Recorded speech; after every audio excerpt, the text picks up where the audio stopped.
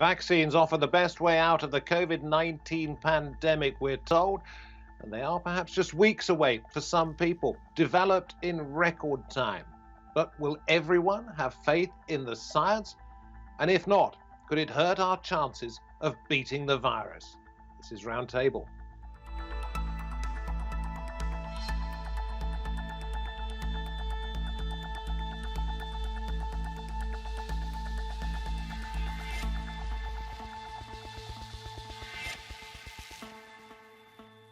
Hello from me, David Foster. It's not just the anti-vaxxers who have concerns. The drugs are as yet untried on large numbers of people. And who really knows what will happen when they are rolled out en masse? The world has been offered hope for a potential COVID-19 vaccine. Several projects reporting promising results in testing. Hundreds of millions of orders have been placed. It is a multi-billion-dollar race to deliver a vaccine in record time. Much of the science is breaking new ground, and it's happening in an age when trust in vaccines has been under threat. The World Health Organization listed vaccine hesitancy as one of the top 10 dangers to global health in 2019. In the past year, the number of Britons who agreed that recommended vaccines are beneficial fell by 8%. In Italy, faith in vaccines has dropped 12%, and in the United States by 17% since last year. So could a lack of trust in the vaccine or vaccines become one of the pandemic's greatest battles? Well, we can get the ball rolling at this round table by welcoming Melinda Mills. She's in Oxford in the United Kingdom, helped to write a British Academy and Royal Society report on vaccine deployment. We head to Florida, Jupiter, Florida. Mark Emalfarb is there. He's the head of the biotech firm Dyadic that's helping to create a COVID-19 vaccine. And Jennifer Reich is the third member of our panel. She's in Colorado, United States, professor of sociology at the University of Colorado in Denver, and the author of Calling the Shots, Why Parents Reject Vaccines. Let's come to you first of all, Jennifer. Why do they reject vaccines? Yeah, when I started my research, I thought it would be really interesting to find out the process by which parents make decisions for their children. And what I learned is that in a lot of ways, parents are responding pretty logically to pressures that are put on parents, that parents are encouraged every day to do their own research, to gather information, to make decisions that feel personal to their family.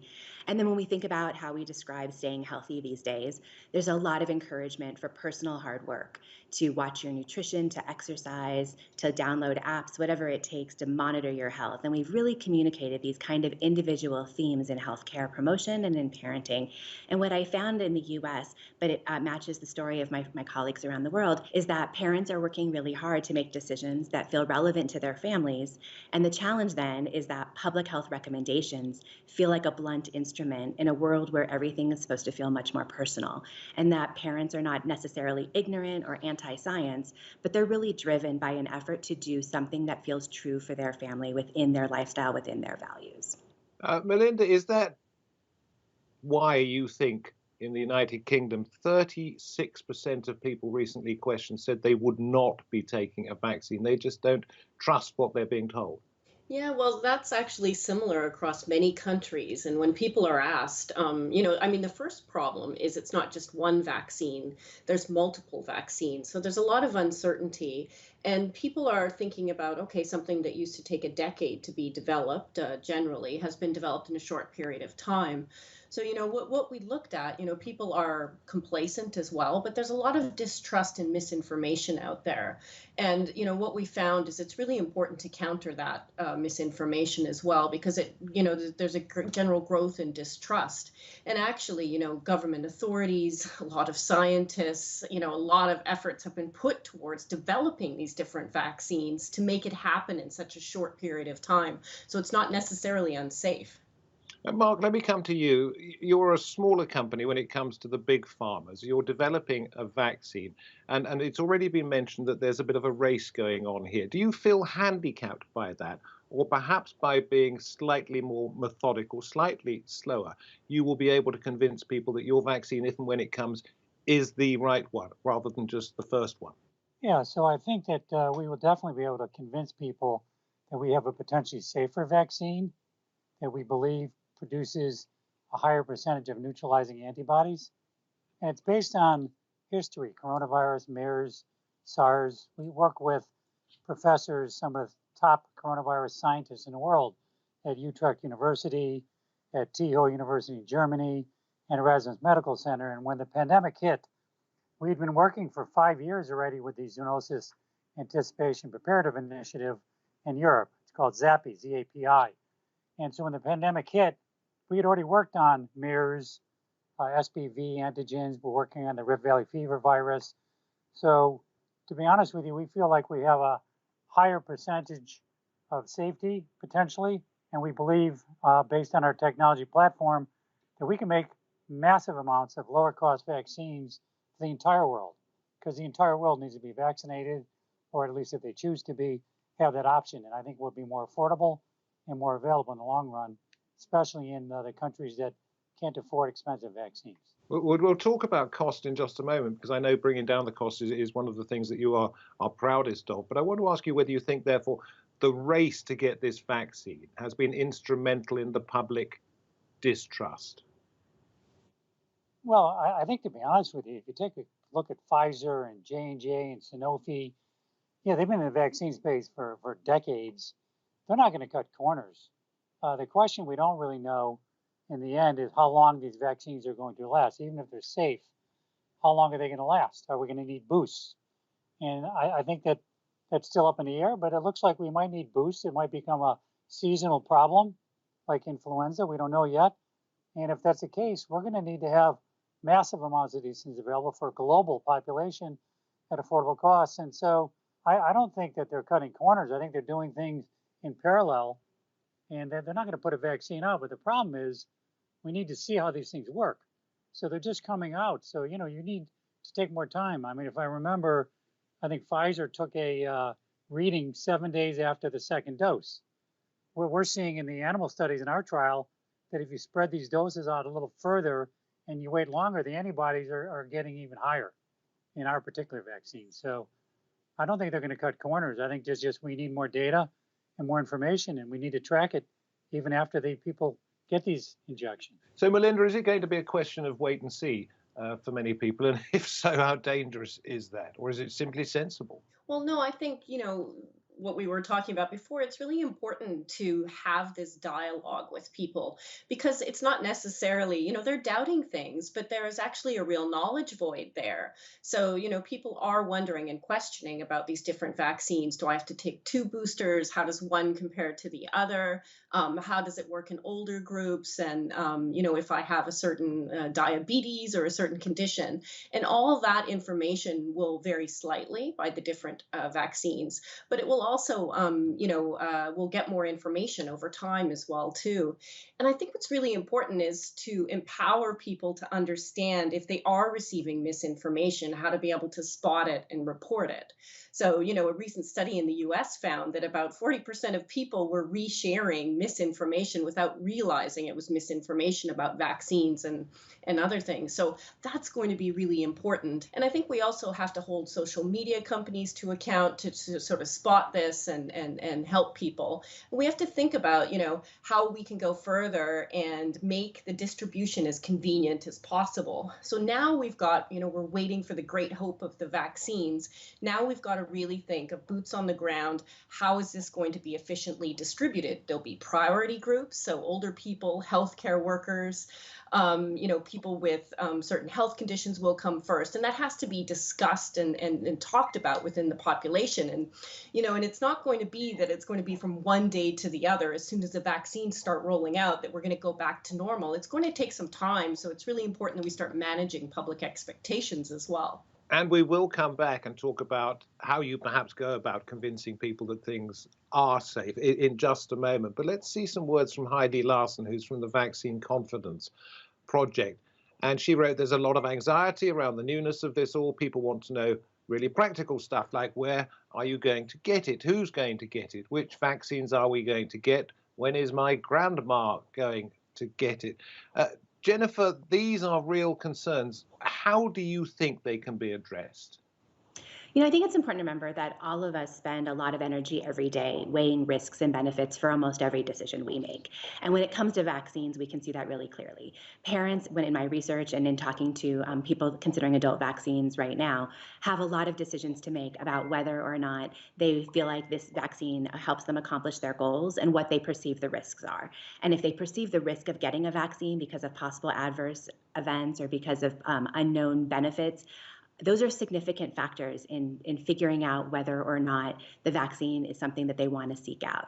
And we treat vaccines, I think, as though they're all equally important and all equally good. But most people don't think of it that way. I hear a lot that polio might be a really important vaccine, but the influenza vaccine doesn't sound very important. Or the chickenpox vaccine doesn't seem that important because most parents remember having chickenpox. Individuals are making these decisions about what risks and benefits they want to take every day.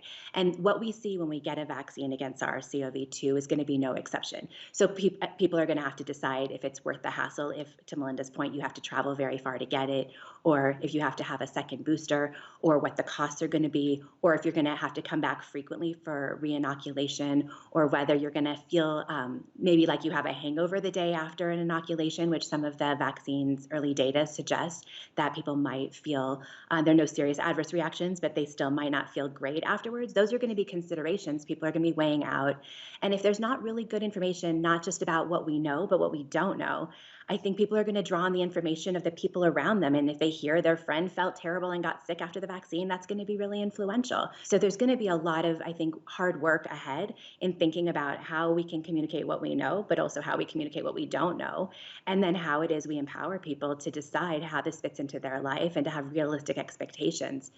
There's a risk, particularly in the US, that this vaccine has been overpromised and that the reality of it might not live up to the hype. And it doesn't mean it won't be a beneficial vaccine potentially, but there's going to need to be a lot of clarity to manage expectations so that there's clear and true information. Mark, you're involved in vaccine development. Do you want to address some of the points there raised by Jennifer? And I'll ask you about cost after that. Yeah, so I think the good news is that the scientists, this just didn't just happen. We've been preparing for this for many, many years. So as I mentioned in the ZAPI program in Europe, we've been involved ourselves for over 5 years, and we thought about it up front. We didn't rush in and follow what I think warp speed. Every one of those vaccines is the full spike protein. And we believe that the full spike, although it's beneficial in many ways, has the potential for ADE, for example, which is basically enhanced respiratory disease, possibly. So what was discovered in SARS and MERS from scientists is the receptor binding domain, which, if you remember the picture of the full spike, the crown at the top. If you can attack that, you can kill the virus, and you have a more concentrated neutralizing antibodies. So we thought about the safety up front, and then it was easier to manufacture because it's a smaller protein. So we took a completely different approach than what all the warp speed vaccines did, and we think it'll be a more positive, a safer, more higher concentration of neutralizing antibodies. And of course, you want to neutralize the virus. And when you take the full spike, I do get that, but it leads me to wonder whether we're going to see a concerted campaign to convince people that vaccines are actually safe, or whether we're going to see individual companies, whether it be Pfizer, whether it be the Oxford Group, whether it be Dyadic, all competing to convince people that theirs is the best one. Well, I think they're all going to be safe, or they're not going to get approved. The question is, how long are they going to be protective for? What are the side effects? And we think we might have less side effects and better safety profile. But in the end, obviously, you're talking about Pfizer and Moderna, and these guys have a lot more money, and they got a lot more people working on it. But you know what? Good science, good scientists, it's been 20 years, know what they're doing. Oxford, apparently, we're actually in contact with Oxford scientists as well. They're testing our vaccine in animal studies right now. They're looking at our antibodies, which are treatments of COVID, like Regeneron or Lilly. So everybody's going to put out a safe vaccine, or at least it's not going to get on the marketplace. That's my belief. And we're not going to compete, I think, in that regard, but we are going to differentiate. What about cost? Because I know one of your guiding principles is bringing the cost of this down, and Oxford have said they will make their vaccine available at just cost price in developing countries. Do you think that will help people understand a little bit more about what is right for them? Well, I might think if you're in India or you're in Africa or you're in less fortunate countries, you have a different view of cost than if you're seeing in America or in England. And if somebody makes something at cost, but the cost is too high, it really doesn't matter. And to be honest with you, big pharma, and I'll give you an example. Again, I got to go back to Zappy because that's where we were involved with infectious disease for zoonosis vaccines. We produced an antigen in that program at 300 times higher productivity than the competing cell line, which was an insect cell. And you might not believe this, but that's what Sanofi and Novavax are using to produce their vaccine. So if you produce it at cost and you have an inefficient manufacturing process, it's not going to be cost effective. And then you can't produce the billions of doses on a monthly basis that we think can be done with the antigens produced from our technology.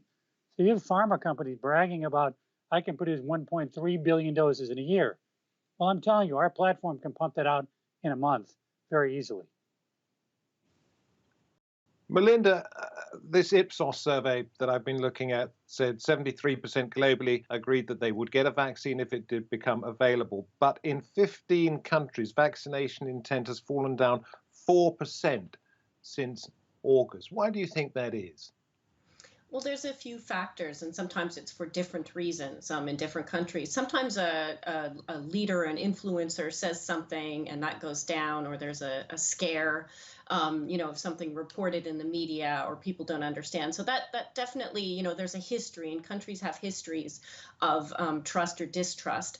And it's often related to transparency. So transparency from the governments and the pharmaceutical companies. So it's really a global issue. And, just coming back to what you were just talking about with Mark, yes, it's related to cost, and it definitely is. Some of the first ones are quite expensive, and they also have to be stored at minus 70 degrees centigrade, whereas some of the others, such as the Oxford AstraZeneca one, is stored between 2 and 6 degrees centigrade and has a much lower cost. So we've been talking nationally about these vaccines and vaccine deployment, but in order to really, in the long term, think about isolating this and going back to normal, we really have to think of this as a global scale problem. So really, the cost is important, but also the ability to efficiently distribute this globally around the world and equitably will be important, because otherwise you're going to have to think about travel restrictions and many other things, down the road.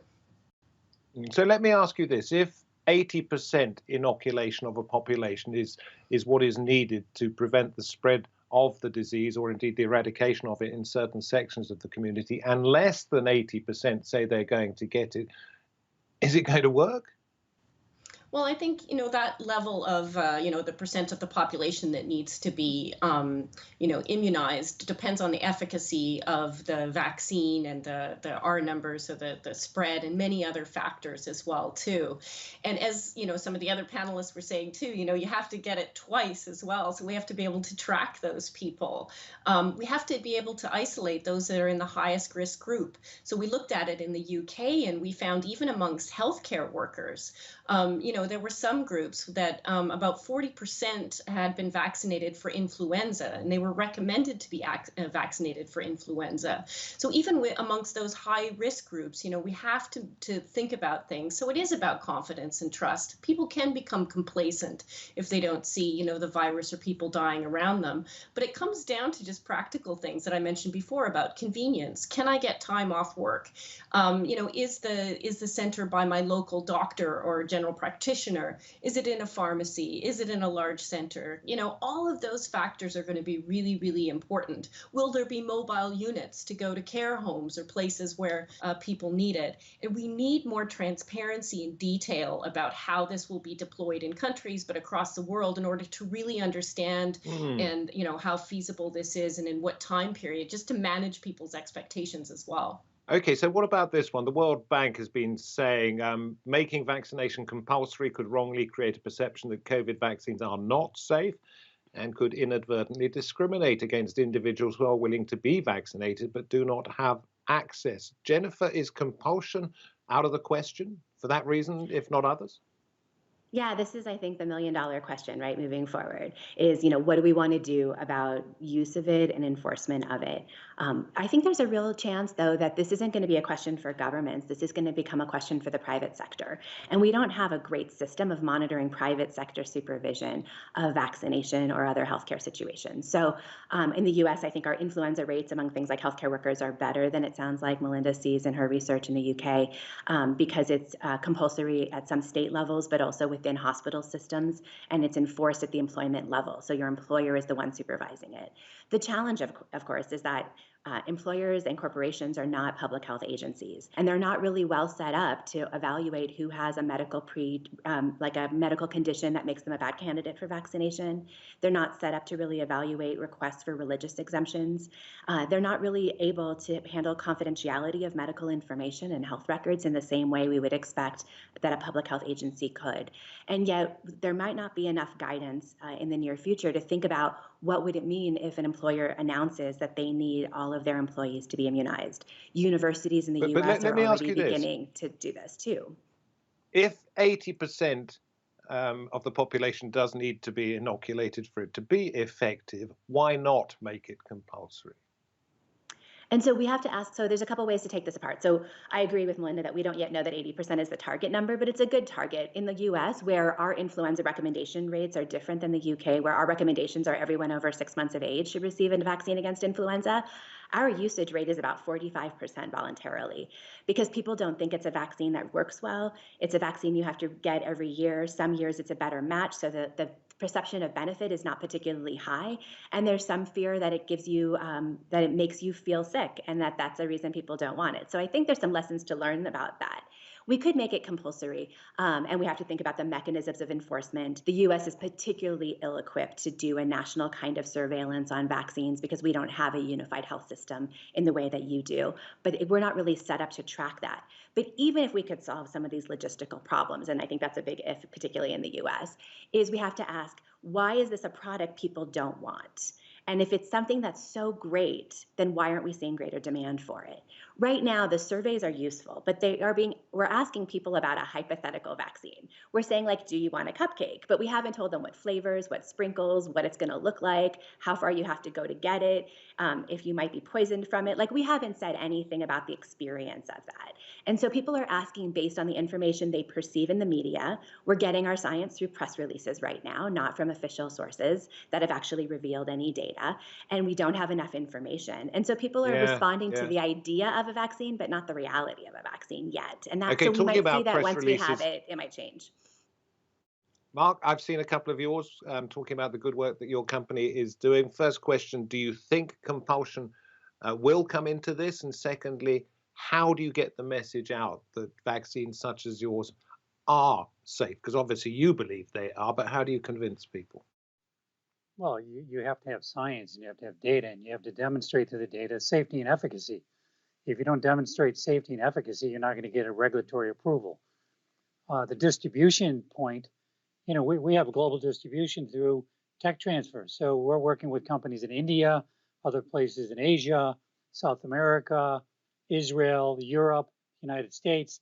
So you can produce these vaccines regionally. And as Linda pointed out, I mean, the temperature control, you can't be shipping these at minus 90 degrees in the middle of South Africa. So the point here really is safety is first, efficacy is a must. But I think that the problem we have, just like in the flu vaccine, who's going to take the vaccine, who wants to take the vaccine, is going to have to be an individual choice. I don't think governments can regulate it. So it may force seasonality of shots. So if I want to be protected, I can take a shot. And if somebody else, we don't hit the magic 80% number and there's an issue, I can take a shot or that's my choice. And that's where I think boosts be important. I get it. And I think cost and volume. And that's why I think our vaccine, which is more focused on the neutralizing antibodies and can be made in massive amounts lower cost, give you that option. So it's really going to come Melinda, down to we're coming choice. towards the end of the program. You talk about an open dialogue being absolutely necessary. How do you go about it? Has it started yet? I think it started in some countries and on the global sphere as well too. So just talking about the levels of uncertainty, just talking about the fact that that you'll have certain side effects such as feeling like you have a hangover or high fever or something like that. That's important. And I think we have to realize that with every drug, with every vaccine, there's always side effects. That's just part of it. And I think what Jennifer was saying before too. A lot of people haven't experienced a lot of these diseases that vaccines have solved in many areas, and they think that there's some complacency there too. So the real thing is just understanding. So going beyond thinking about making something mandatory, the real thing is we have to understand, if we take this and a large number of people take it, then we can get back to normal. We can go back to our lives. The economy can get going, and it really isn't about your own personal civil liberties. This is a public health issue. So, it's selfish not to do it. Listen, thank you very, very much indeed to each and every one of you. Perhaps that open dialogue has started and is underway on programs such as this. From me, David Foster, thank you wherever you happen to be watching this roundtable for your company. We hope to have you with us next time. But until then, from all of us here, goodbye.